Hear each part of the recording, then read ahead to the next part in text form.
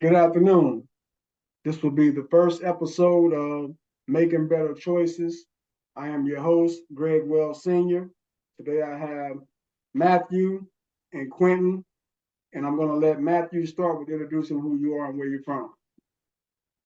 Yeah, my name is Matthew Madison. I'm from Mochi, Georgia. Uh, I'm graduated in 91, joined the military in 94, uh, and served for 21 years before retiring here in the state of Virginia. All right, Quentin, give a little history on you. Yes, sir. My name is Quentin Kelly. I'm from Alcaloo, South Carolina, by way of Jamaica, Queens. Queens get the money. I'm a father. I'm a husband. I'm an educator by trade.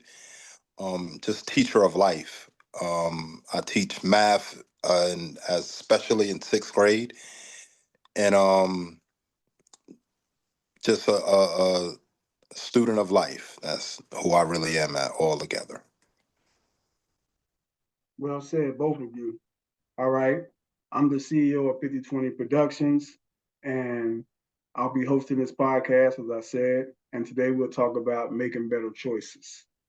Matthew, we'll start with you.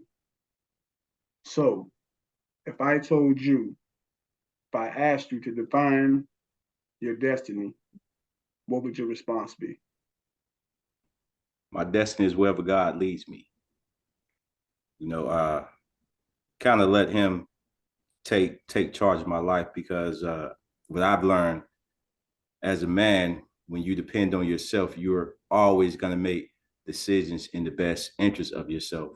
When I make a decision, I want to make a decision in the best interest of not only myself, my family, my wife, my kids, my mother, but most importantly, I want to make that decision based off what God guides me because it is Him that I have to give the glory to. So that is how I define my destiny, wherever God guides me. I love that response. Quentin, if I asked you to define your destiny, what would your answer be? Destiny to me is daily discovery. Um, I see it as a path that God lays out day by day. Because when the whole adage is hindsight is 2020, and when I look over my life and everything that I've been through and every challenge and every struggle, good and bad, it was God still keeping me, guiding me, protecting me, and still talking to me no matter what situation I found myself into. And so because of that, I learned to lean more on him. Even with the level of success that he has blessed me to have at this point in my life, I recognize I need him even more. So my destiny is just what God is showing me day by day. I like that. So, Matt, have you ever found yourself making decisions that could have had a negative impact on your life? We make those decisions every day. We make those choices every day. Some have had negative impacts. Some decisions have been positive for me. So um, it's an everyday challenge, uh, especially being a man coming up in this world. Even harder being a black man, coming up, being raised by a single mother, never having a father figure in my life, never knowing what it looks like to be a man. So if you're asking me that was I facing challenges with decision making, of course. What was my guide? What does right look like? What does being a man look like? Is like some of the questions I came up asking myself. I had to learn that on my own. You know, so this is like always an everyday struggle for a black man. being raised in single homes, being raised without a father. Yeah, so I've always faced those choices. And to this day, I face those choices. But like I say, when you talk about destiny, now I'm at the age where before I make a decision, I kind of talk to God about it. I talk to my wife about it. And I never make a decision without their approval. Okay, so another thing I want to ask you about that. So today, what would today Matthew tell younger Matthew when he was facing those challenges you just spoke about? I would tell him, as a young man coming up, work on being a man first. Be selfish. And I'm not saying be selfish in a vindictive, mean way, but be selfish with your time. Be selfish with your resources. Be selfish uh, in the aspect of you gaining knowledge. Depend, on yourself and God with those decisions. That's what I would tell them, because when you're coming up, the reason why I say be selfish, because your time is valuable. At this time, you don't have kids, you don't have certain responsibilities. So be selfish with your time. Concentrate on you, and work on becoming a man. Concentrate on you and work on building your resources. I think so many times we get involved in relationships, friendships that does not benefit us, because we don't take the time to grow and get to know ourselves and build our relationship with God. So I'll be selfish with my time and do more studying, trying to connect with God, and just really understanding myself and how to become a man, because it's hard out there if you don't have no one to lean on, no one to depend on. And being the youngest of four, it was me that everyone depended on. So I would just say be selfish with your time and your resources. I like that. Well said. Now, Quentin, have you ever found yourself making decisions that could have had a negative impact on your life? Absolutely. Unfortunately, I didn't know who I was as a young man. I was raised in a good home environment by my grandparents, and they tried very hard to keep me in a protected environment in a church home, promoting education, promoting God's will. But because of the influences I had outside of the house, I was more prone to following and trying to link in with people on the outside, which led me to making some foolish decisions. Um, Everything from slinging to just robbing to just doing stupid stuff, right? Um, Fortunately, I never was like seriously harmed. I have been shot at a couple of times, but God protected me, and I'm extremely grateful for that. Um, but if I could tell myself something, I would tell myself to seek wisdom, right? Don't look for what your boys think is knowledge or what your boys feel is important. Go after what you were being told in your house. That's your best model that you would have. And what he is trying to model before you, what he is trying to teach you, is what you're going to need to survive years and decades to come, you know? So, like, I would just tell myself, stop trying to fit in and fit out. Like, just be you, right? Be confident in who you are and who God created you to be. And strive for bettering yourself, right? Um, Don't run around. Don't get caught up with the street stuff. Don't get caught up with these women. You know what I'm saying? That was another major issue of mine in my youth, right? Not being around my dad, I used to hear my mom say, "Oh, you just like him." And I'm like, "Really?" You know what I'm saying? So when I heard what he was like, which was some like Casanova kind of cat, I'm like, "Oh, really? I'm that? I bet." So I'm trying to figure that out. I'm trying to learn that.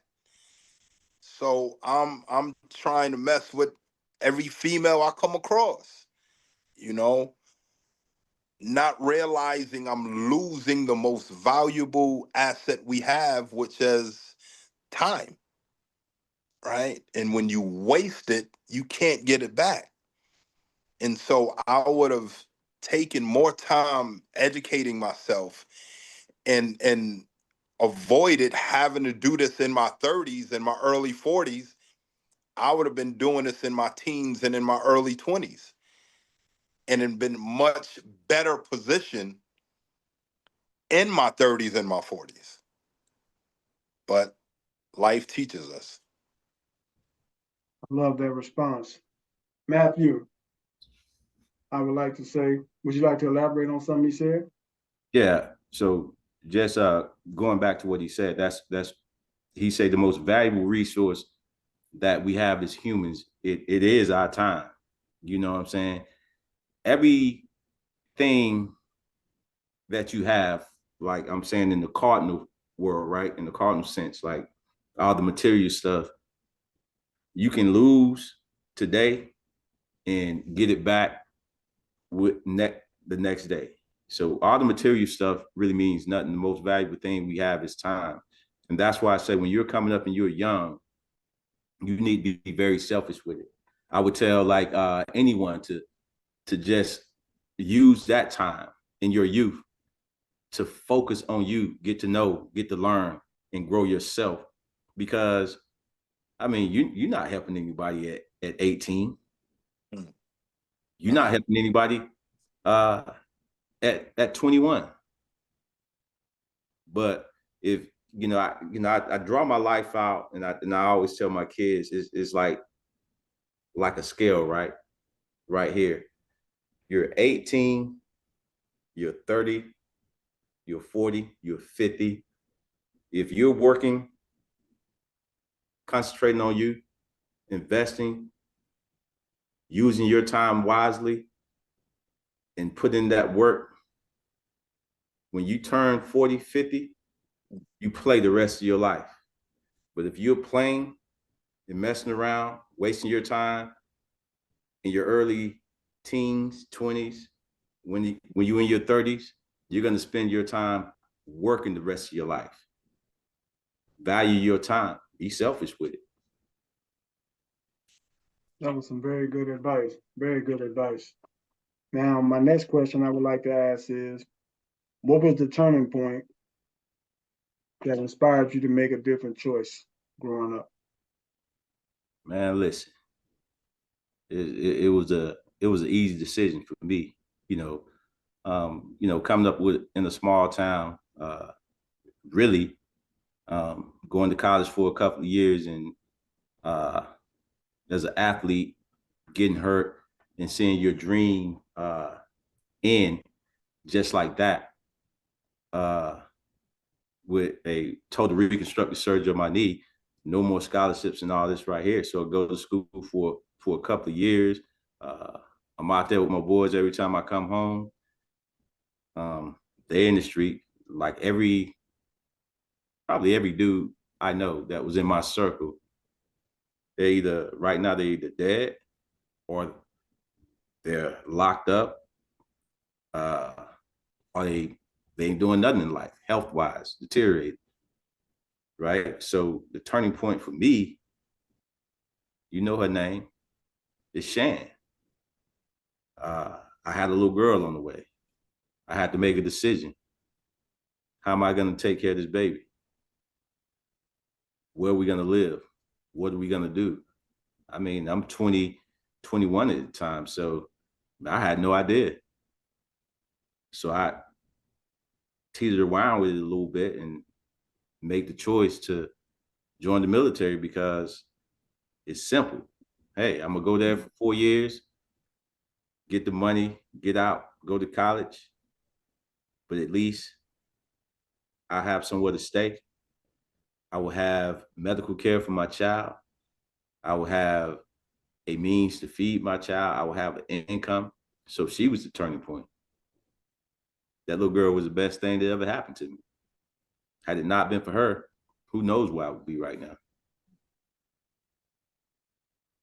Now, I just want to ask another question on that question. So, being that your daughter was the turning point for you, why do you think so many men today don't allow their kids to be the turning point for them? I mean, everything is about choices, man. It's who you are in your heart. Like you are a person of free will. That's how God made us, right? Born into sin, a person of free will. And some men would choose the hard left over the, doing the, the hard left over the doing the easy right. I think it's hard to do the wrong thing. I think it's easier when you do the right thing and it turns out better. You know, I really don't understand why someone wouldn't want to be involved in their child's life. And it's a hard question for me to answer. I know I was raised by one parent, never knew who my father was. Um, does it bother me? Yeah, it bothered me at one time, but God just taught me to go move forward my life, leave everything else behind. But why someone or why some men wouldn't want to be involved with their child? Fear, not knowing how to be a father. They don't care because no one ever cared for them. They don't know love because no one ever taught them love. Who knows? Now, I want to save some of the Father's Day because, next week is Father's Day, next weekend. And our topic next week is going to be on fatherhood. So we'll save some of that good right there. But I want to piggyback one of the things that you said, though, when you said it's easy for some people to do right, harder for them to do wrong. I think our problem today is they find it easier to do wrong and harder to do right. And that's one of the problems with our generations today. Quentin, I I mean, want yeah, to go ahead. I agree. We born into sin, man. You don't have to teach a person a lot. They True. learn it on their own. That's true. You ever had that little kid walk around the house, man? They knock something over and it breaks. Mom comes in there and say, "Who did that?" They say, "I don't know." It's natural. So you don't have to teach them how to sin, but you have to teach them how to do right. I agree with you. I like the way you put that too. I like that. So Quentin, what was the turning point that inspired you to make a better choice? Well, I would have to agree with my brother here, Muhammad. My son was really the main one. The but also my wife, right? Um, because I knew I had to do something. I know I had to change, but what gave me clarity on that change was my love for my wife. And so she helped me see the better part of me, that I could be able to step up to the plate and be something that I didn't have for my father by my father. Now, I did have my grandfather, which was a great model for me. But when you don't, it's something about not having your dad there that does something to you psychologically and emotionally, that always puts a question in the back of your mind to make you wonder if you could handle being a dad. And so I had that question,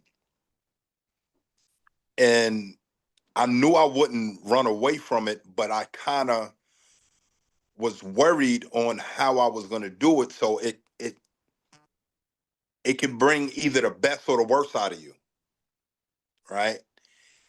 It was a point where I was going to either go to the streets and make money how I knew how I could make money to take care of it, or I was going to do the right hard way, like, which is the long path. So she was like, man, you a teacher. I see it in you. I know you don't want to go back to school, but if you go back, at least by the time he's in first grade or whatever, you'll be established in your career and you would have more time for him. I said, man, I ain't trying to hear that, shout, But after time of her just, maybe I see it in you. Trust me. Think about it. Think about when you talk to us. Think about when you talk to your friends. Think about, you're always trying to teach. You're always doing that. That's who you are. All you got to do is get the education that allows you an opportunity to do who you are, what you are naturally. And so that really helped me get past the fear and the fact that she was willing to hold it down when I had to go back to school, when I couldn't take care of the bills the way that I was taking care of them. And to still have her be in her fullness of femininity, even though she had to take on more of a masculine kind of responsibility. That's why I don't care what come my way. You ain't got a chance, shawty. Period. Because I know who sacrificed to help me get to where I'm at. And so I would say it's two parts. It's my son as well as my wife that helped me make the biggest pivot in my life, to become the man that I am today. I like that. Matt, anything you'd like to add to that? Oh, that's legit to have that woman in your life to be able to hold you down. A lot of men don't have that, and if they do have it, don't understand what they have in plain sight. And would prefer to uh, run out on something good, not realizing what they have, than to put all their energy into that. And that's what that wife is there for, man. To hold you down, to keep you on track. When you stumble to the left, she's supposed to put you back on that straight path. When you lean to the right, she's supposed to put you back on that path. She's your reminder to keep you focused on not what you want to do, but what you are chosen and are supposed to do. Yeah. I like that. I like that. Now I'm gonna tell you again. One of our upcoming topics, in which both of you will be on the show, is what marriage means to men. So we're gonna save some of that right there. Indeed. I know both of y'all got a lot to bring to that. And I'm looking forward to that show because we got a lot of men who gonna need to hear a lot of y'all wisdom and the advice that y'all both gonna share on that topic. But Matthew, I want to ask you, do you have any regrets about decisions that you've made in your past? I have regrets, but they don't matter. Can you tell us why they don't matter? God told me not to look in the past. Hey, man, if you're driving down the street and you're looking in the rearview mirror, you gonna crash. I'm not gonna crash my life by looking back, bro. I'm gonna look forward. And by doing that, man, and you've seen it. You know what I'm saying? You've seen me go through some times, right? You've seen some things happen. And as long as I'm looking forward and focusing on what I need to focus on, God always finds a way, right? He just keeps, we just said this other day, he keeps blessing me and blessing me and blessing me. Just like out of nowhere. Uh, I said, hey man, they decided to give me 12 more months of the GI Bill. So I'm gonna go back to school. Right? Do I need to go to school? Not really. I mean, but if you're gonna pay me to go, do you want the $1,200 back or do you want to go to school? Well, I'm gonna go to school, learn something, right? And at the same token, get paid to do it. You're gonna pay me to do it, $1,800 a month to do it? Nah, I don't want $1,200. He finds ways to keep blessing me, right? And so now I'm gonna go back to school. Got a total of 2 years to go back, 20 months, right? 20 months. They're gonna pay me to go back to school? Yeah. So he just keeps finding ways to bless me. So why would I look back there? I don't need school, but if you're gonna pay me to go, I'm a lifelong learner. I got degrees, a couple, few, quad, I don't know, 4, maybe, but they paid me to go. God just finds ways to keep blessing me. So why would I look in the past? So I have no regrets. Well, I have them, but they don't matter. I don't look back at them. So I absolutely loved your response. And I love how it was in a biblical sense. I love how it was scripture based because that is factual information. And the pastor does teach that your experiences should be scripture experience and not personal experiences. He does teach that. And I love your response on that question. Absolutely love that response. Now, Quentin, same question. Yes. And the biggest regret of my life is it's kind of twofold. It goes back to what you asked me before about what I would have told my young self. Um, One is I regret the lives that I destroyed selling the things that I sold, and I regret breaking the hearts of the females that I came across. Um, I justify both of them. When I was in it, I thought, man, somebody got to do it, so might as well be me. Ain't like they gonna stop. Ain't like I put them on to it. Ain't, you know what I'm saying? Ain't like I went to somebody in the street was like, yo, you a regular person, but you try this. You know, um, not realizing it's still doing harm, right? Um, I justified breaking females' hearts because I was like, yo, at least I told you straight up. Ain't like I was lying to you and deceiving you and telling you one thing and was really another. I told you from the door what it was, and you chose to rock it this way, you know? Um, and but that still doesn't change the fact, it still doesn't heal the wounds, right? Um,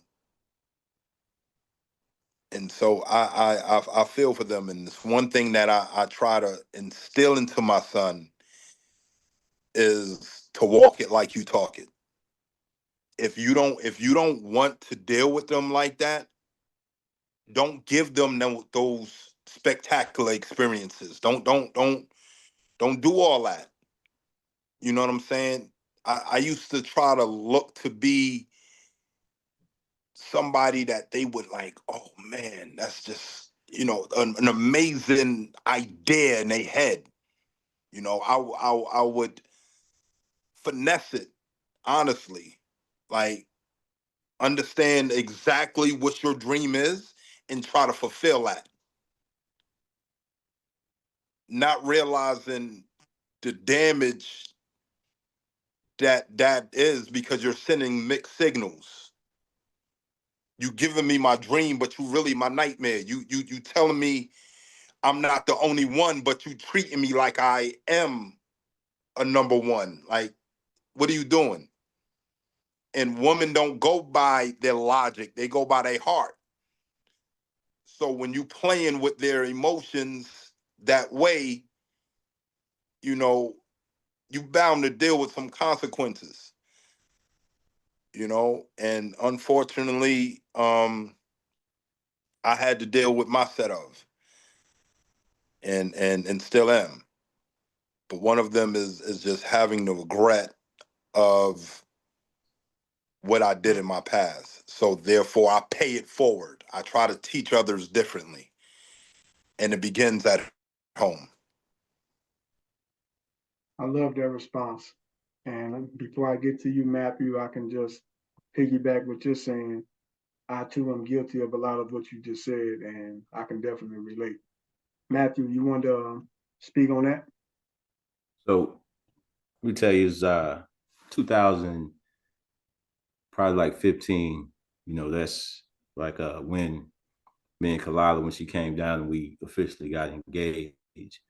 But prior to that, it was the time when I was finally getting ready to settle down and get away, get out the army, and just, my son had just moved here with me or whatever.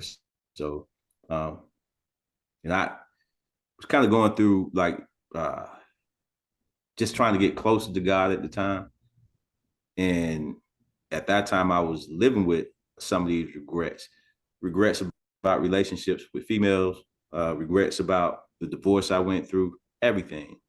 Um, and so for the females in my life, uh, how did I fix that? I called them. Everyone that I think I had hurt, I called them.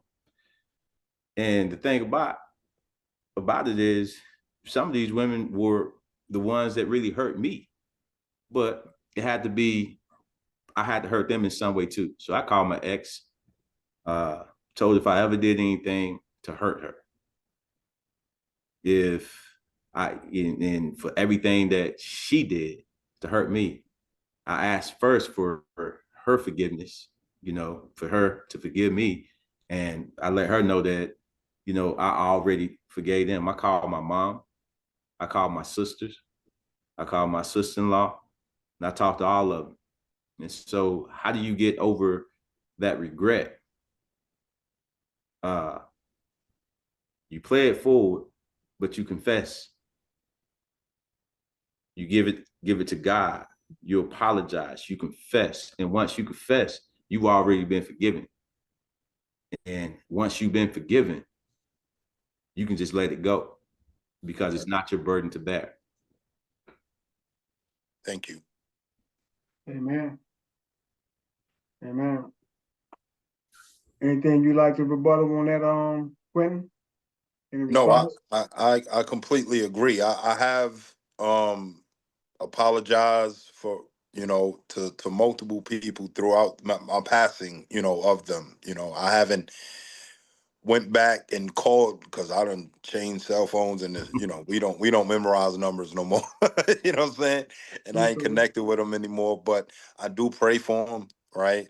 And I do ask that God deal with that. And if I was to ever come across them, I would definitely confess, and of a contrite heart ask them, to forgive me for my poor decisions, right? Um, I just I guess I just have held it kind of in the back of my mind, and this conversation is bringing it back to the forefront. Um, Only because I don't want to replicate that, Mm. right? And I definitely want to make sure that my son doesn't follow in that path. Is he gonna have his own bad choices and decisions, of course, right? But I just want him to understand the consequences before he even makes the choice. So if he chooses to go still down that path, that's something that you did knowing the full picture. You didn't have half the truth. You knew the whole thing, and you still made a conscious decision, even in whatever level and stage you're at, to do it. So now you got to deal with that. So that's what just came to my mind.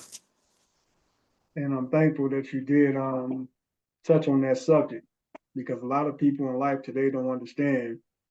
As you spoke on earlier, Matthew, yes, we all have free will. And yes, we all can choose to do whatever we like to do. But as I posted earlier this week, we don't get to choose the consequence that comes with those choices. And a lot of people don't embrace that until they're faced with the consequences. So it is better for people to understand that every choice that you make comes with a consequence. So to be aware of the consequences before making choices. So that's something I firmly believe in, that I've learned over time. But I Indeed. didn't know that early. And so Matthew, what advice would you offer someone that's struggling with self-discipline? Man,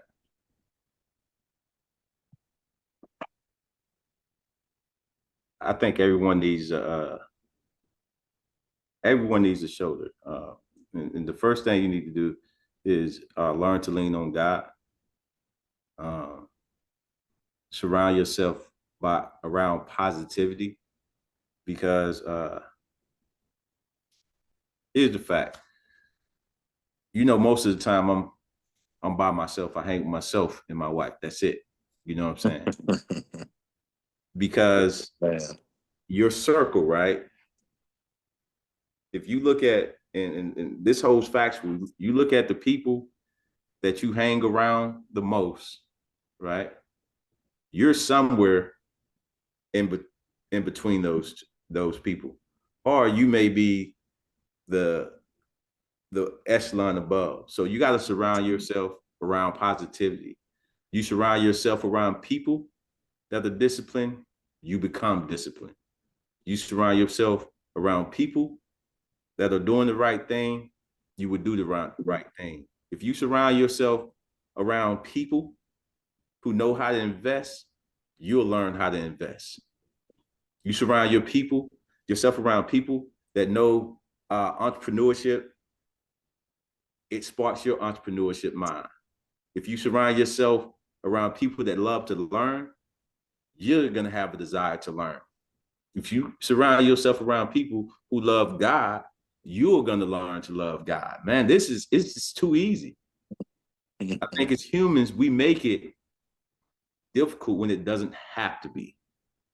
So my advice is, if you're struggling with discipline, surround yourself around people who are disciplined. Surround yourself around the right people. Surround yourself around good people. If you hang around with, you know, people that are dealing drugs, you're probably gonna start dealing drugs. You hang around people that are doing drugs, you're probably gonna start doing drugs. But if you put yourself around people that's doing the right thing, 9 times out of 10, you're gonna do right thing. You don't see billionaires hanging with the poor. You don't see millionaires living in the hood. It just doesn't happen. Even the dope dealers, when they get enough money, they move out.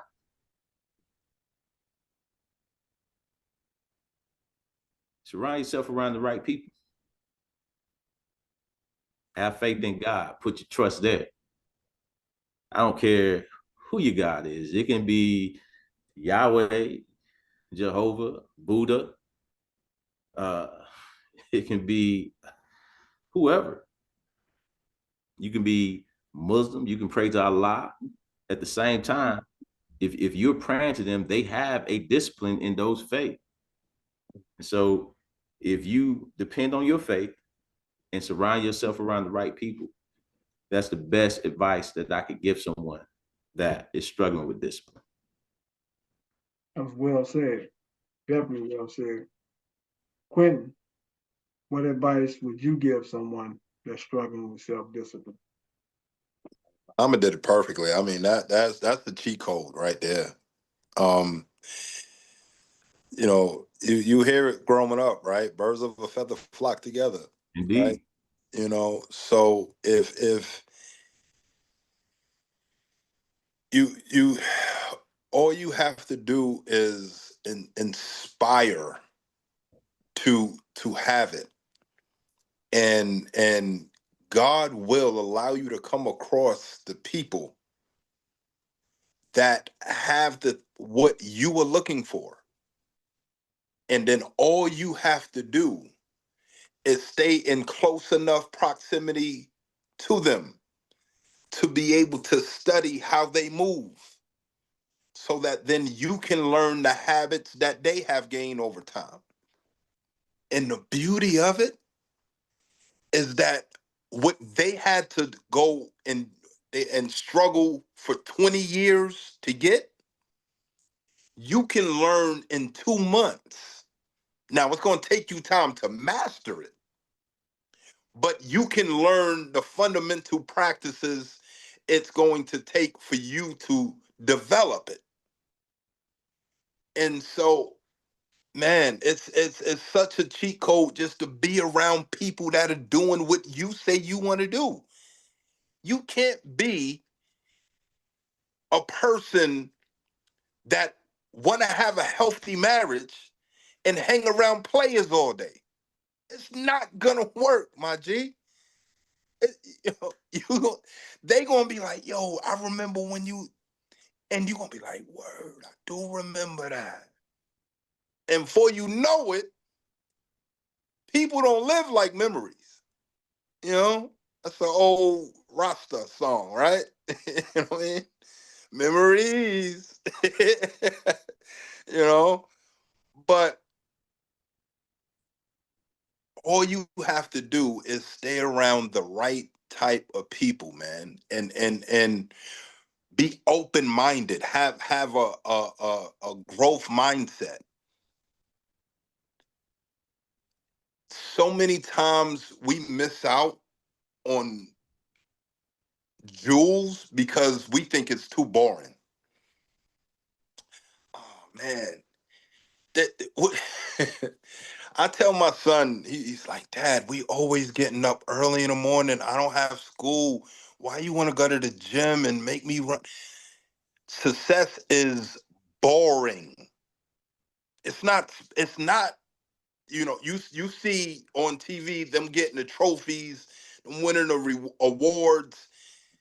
You don't see the everyday routine it takes to get there. The hours in the gym, the hours of practicing, studying the craft. That's with anything. If you want a happy marriage, my wife and I are intentional about seeking older people, but also using these tools we have, these screens, this YouTube. It's so many people talking about marriage in a good way and in a positive way, but also in a negative way. And you can use that as a non-confrontational way to open up a discussion that you and your lady can have and keep your feelings out of it because you're not dealing with it at the moment. So they sparked a conversation that now you can address an issue that y'all might have, but your feelings ain't wrapped in it because you're not in the heat of the argument. So now you're able to work something out before you even face that situation again, just by what somebody said that they are dealing with. So I mean, I Pastor TJ says this all the time at Unity Church, by the way. Y'all should come. It's phenomenal service tomorrow, 10:30. Um, if you want to be successful, see, You got to be around the people that see who you can be, not what you have been. You know, and when the beauty about somebody that really been through stuff is they can see it before it's present.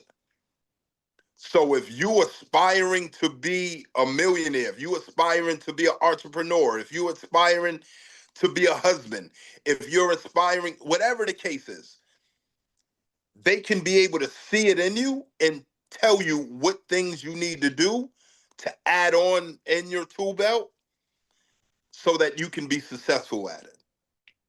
You just got to be open-minded. Again, growth mindset and willing to do the boring, mundane things to be successful. Like Muhammad said, he said, yo, I just chill with me and my wife, man. When you was young, I don't know about you, but I used to think that was so boring. I mean, I used to feel like, oh my God, all I'm doing is staying in this house. Yo, where the dudes at, man? Where the Christian guys at, man? This church thing is hard, B. You know what I'm saying? I need to get with some dudes that's, you know what I'm saying, love God, man, but we can, chop it up, man. I want to be in this house with her. I mean, I love her, but man, come on, man. Now I'm 45 and I'm like, man, hey baby, what we doing? What we watching? Where we going? Right? It's about us. But it has taken time to get me there. And learning to appreciate what we are building and what we have and where we are going over what I could be doing, where I could be going, what my boys have got popping off, all that kind of stuff. I see you got your hand up, man. So I agree with that. I really don't. I hang out, but all the dudes that I know, they either got a woman or they're married. Just I would say Sunday, we had about 5 couples over here, right? Everybody came with their wives. The wives sit around the fire pit. The guy sat over there, chopped it up, eating, communion, having drink, have a couple of drinks or whatever. But yet again, these guys, right? They work for the government, served in the army. 3 of them were entrepreneurs, successful uh, construction company. One guy, pressure washing company. Very, very successful people. A couple of them are retired. Just said, hey, I ain't working no more. Successful people and all around the same age, 40s, 50s, you know what I'm saying? So they're out there, you know what I'm saying? I just pick and choose. Like, hey, good dude. Now look at the relationship with your wife. If your relationship ain't good with your wife, probably not going to be welcome in my house. You know what I'm saying? We trying to build these power couples around here, man. Yeah. And lift each other up and bring each other forward. You know what I'm saying? So even when we go on our trips, Greg, like we take a vacation somewhere, sometimes it's me and the wife, but a lot of times, if we go to Dominican Republic, it's a couples trip. It's like 3 other couples. You know what I'm saying? So the guys can hang out, the women can hang out, we can all hang out, and then we have our quality times as couples. And when it comes down to the discipline, it is probably one of the most important tools you can have because it forces you. Discipline is just the keen sense to do what has to be done without being told to do it. And you have to have a role model. You have to have someone to kind of mimic. Kobe mimic Mike. You know what I'm saying? He surrounded himself around the greatest player in the game to later on become one of the greatest players to ever play the game. And it's the discipline in it. And so surround yourself around people that you can mimic. And that's going to, like you say, see what's in you and your potential and push you forward and not look at what you were doing or what you are doing. I like what both of you have to say on the topic. And question I have for both of you, and of course I'll go to you first, Matthew, then back to you, Quentin. So to piggyback something that both of you spoke on. So let's say someone is hanging around a person that drinks alcohol every day and they begin drinking alcohol. Mm-hmm. A person hanging with someone every day that smokes weed and they begin to smoke weed. Someone is hanging around a person who's running the streets and eventually they get to running the streets. Any bad choices that someone else is making or a group of people are making that someone decides to hang with and eventually they start doing the same thing. What is your advice to that person that's going through that struggle? First, you, Matthew. Separate yourself. No, if you're doing it, like, you got to see it. You got to see the path that you're going down. But before before you crash. So, and at that point, you need to start seeking God and seeking to change your life. I mean, it was a point in time that, I was in Germany, man. So, man, I'm young and I was running. They had the women, Germans crazy about Americans. So I did what any young man would do. But at some point in time, I just, they was like, hey, guys want to go out every night.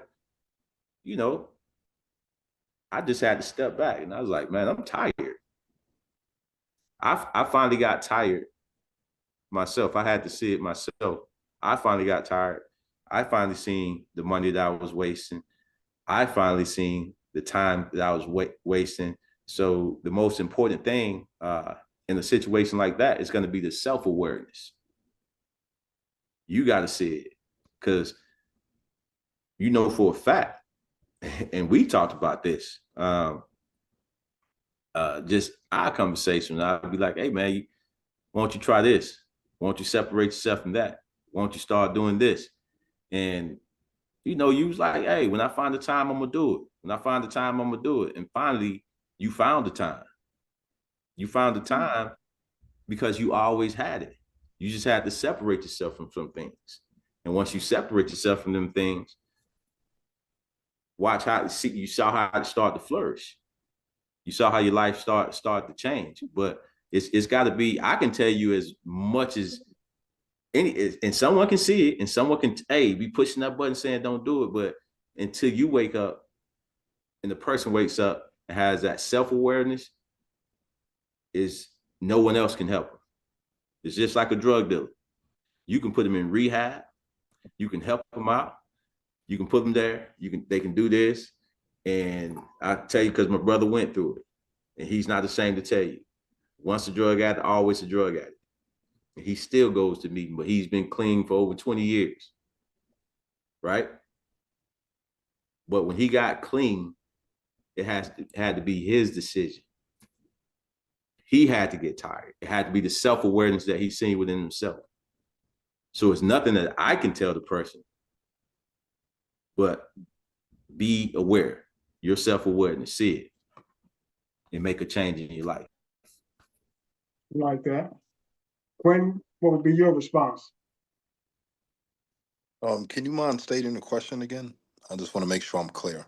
Okay, so let's say you have someone who's began drinking alcohol because the people they hang around drinking alcohol. Someone who begins using drugs begins to use drugs because the people they're hanging around use the drugs. Someone starts running the streets, hustling, chasing women, hanging out, going to the clubs all the time because the people they associate with on the daily this is what they do. What would be your advice for them to break that struggle?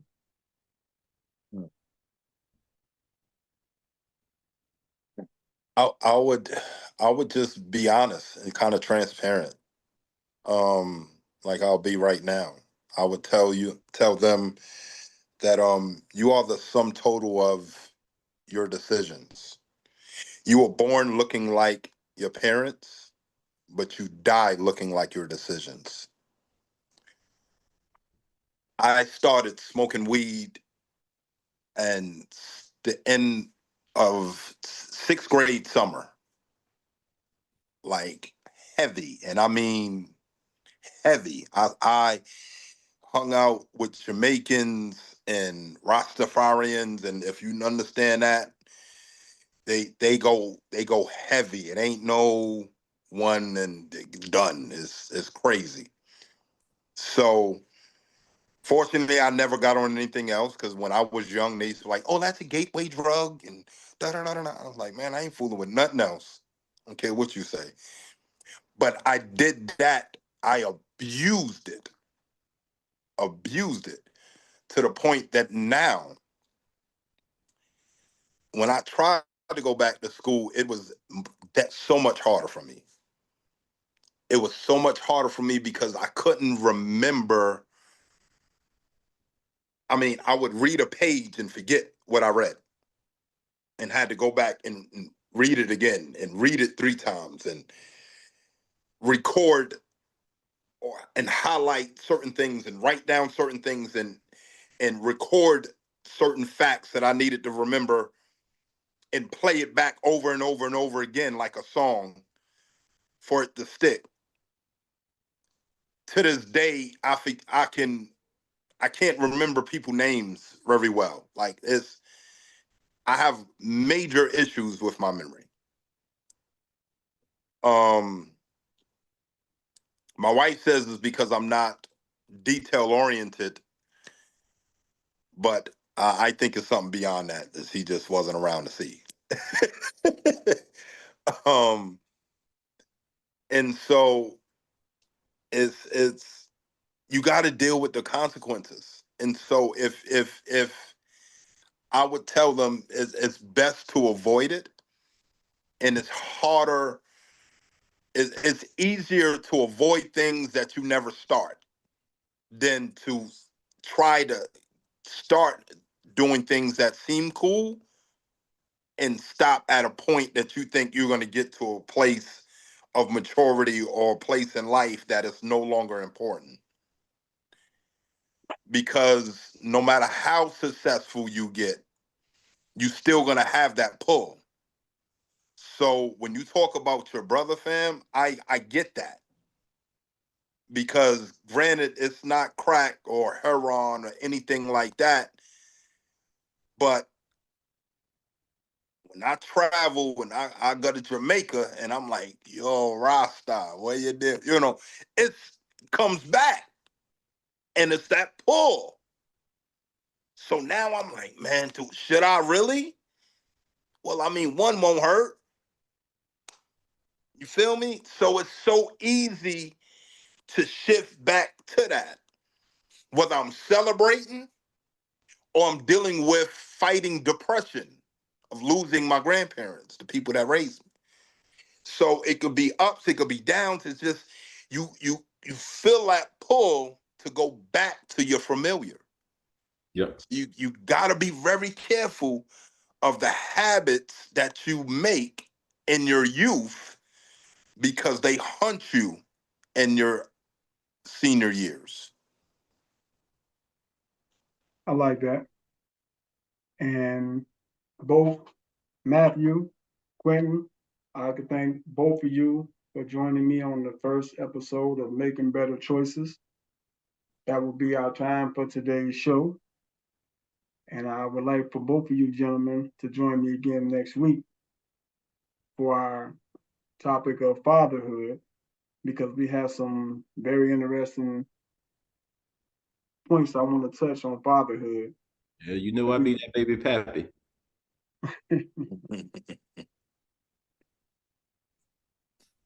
you know, I'll be that big Yeah, whatever, man.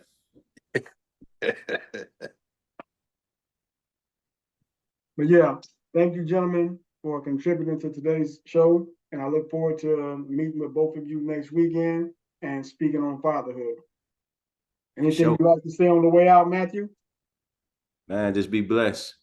Work hard. Be disciplined. Stay focused. Quentin? Same here, and just keep God first, and you'll be surprised of what He blesses you with. Amen. May God bless us all, and both of you brothers be safe.